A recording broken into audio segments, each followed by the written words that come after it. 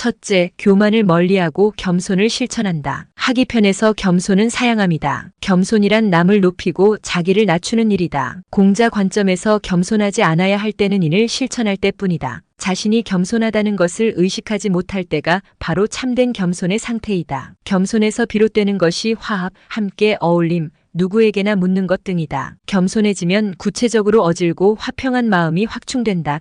겸손해서 타인을 배려하는 마음과 태도가 생겨난다. 공자에게서는 아는 것을 안다고 하고 모르는 것을 모른다고 하는 것이 겸손이다. 태백편 증자의 진술에서 노자와 공자의 생각을 함께 읽는 듯하다. 능력이 있으면서 능력이 없는 사람에게 묻고 능력이 많으면서 능력이 적은 사람에게 물으라는 증자의 말은 현실적 적극적인 공자 관점의 겸손이다. 이에 비해 있으면서 없는 것처럼 하고 가득 차 있으면서 빈 것처럼 하고 남이 잘못을 저질러도 따지지 않는다는 증자의 말에서는 역설적으로 노자의 패러다임을 엿보게 된다. 둘째, 해야 할 일과 하지 말아야 할 것들에 대한 규칙을 정립하고 경계를 만들어 실천한다. 그 신뢰로 군자 3회의 하나인 성인의 말씀을 두려워하고 그것을 반드시 지키는 규칙을 세워 실천하는 것이 있다. 자율적 규칙을 정해서 금지 즉 그에 어긋나는 일들을 하지 않는 것도 해당된다. 경신편에서 밥이 쉬거나 생선이 상하고 고기가 부패하면 먹지 않고 빛깔이 나쁜 것,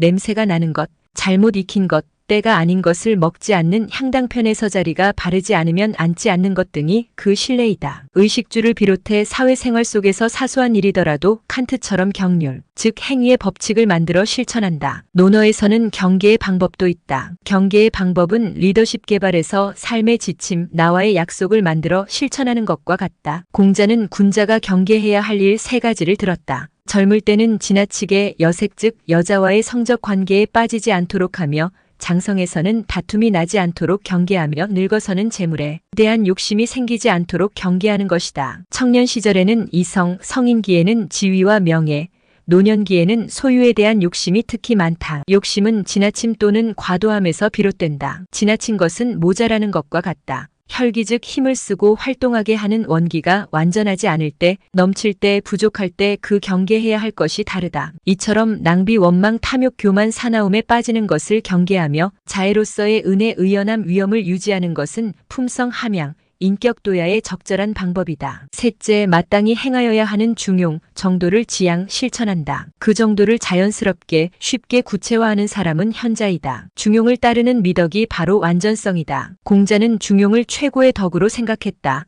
군자는 중용의 길을 걷지만 보통 사람은 중용과는 반대로 행위한다. 중용의 실천은 중도적으로 처신하는 일을 말한다. 중화와 항상을 의미하는 중용이란 균형과 조화를 의미한다. 중이란 극단으로 치우치거나 기울임이 없는, 지나치거나 모자람이 없는 것이다. 이러한 중과 화는 세계의 질서를 의미하는 지성이다. 중화는 감정이나 성격이 치우치지 아니하고 바른 상태, 덕성이 중용을 잃지 아니한 상태를 이른다. 어느 한쪽으로 치우치지 아니하는 바른 길을 뜻하는 중도를 실천하려면 먼저 원의 중심을 찾듯이 사건 또는 현상의 극단에 대해 정확히 파악해야 한다. 예를 들면 요할편의 군자오미 즉 은혜를 베풀되 낭비하지 않고 일을 시키되 원망을 듣지 않으며 욕구하되 탐하지 않으며 태어나면서 교만하지 않으며 위엄이 있되 사납지 않은 것이 곧 중도의 실천이다. 여기서 군자의 미덕은 절제, 신중함 내지는 사려분별을 필요한다. 은혜로움을 온전한 배려로 만들려면 상대방이 무엇을 원하는가를 찾는 것이 중요하다. 욕구하면서 절제하면 탐욕이 들지 않는다. 태어남이 지나치면 교만으로 흐르게 된다. 위엄이 넘치면 미덕을 잃게 된다. 관대하고 인자하면서 질서를 유지하면 마음과 태도가 느슨해지지 않는다.